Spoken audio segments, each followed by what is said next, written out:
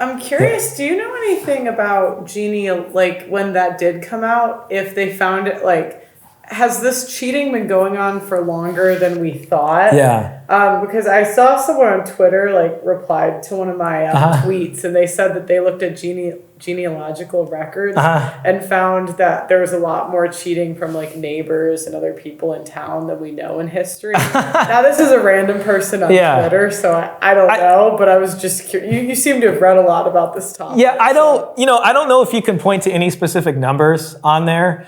I think there was definitely a lot of that because once again, you couldn't prove it. So, and typically if communities were more homogenized and, your neighbor didn't look that different from you, it might be harder to tell. So it probably did happen. I mean, if you go off numbers now, I think they say out of genetic tests that they actually do, which means that there was a suspicion of cheating already. About 30% of them or something end up not being it.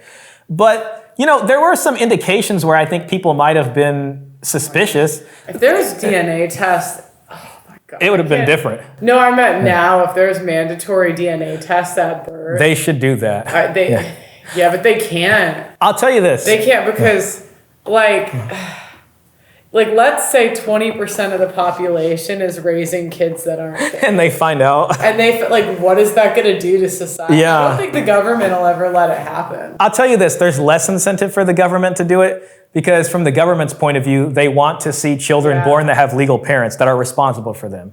If the government probably does not want to pay to find out that we don't know who the dad is and then, have more kids on welfare or foster care. I will say there has been suspicions in history. I think it's called Lord Mansfield's rule. This was in late 1700s. I can't remember exactly, but it was in England and they made it to where you couldn't challenge paternity of the kid all the way back then. So it kind of leads me to believe that there must have been people who were like, that's not my kid. And they were trying to get this figured out until they were like, no, stop bringing this up, basically. So there's always suspicion. It's possible.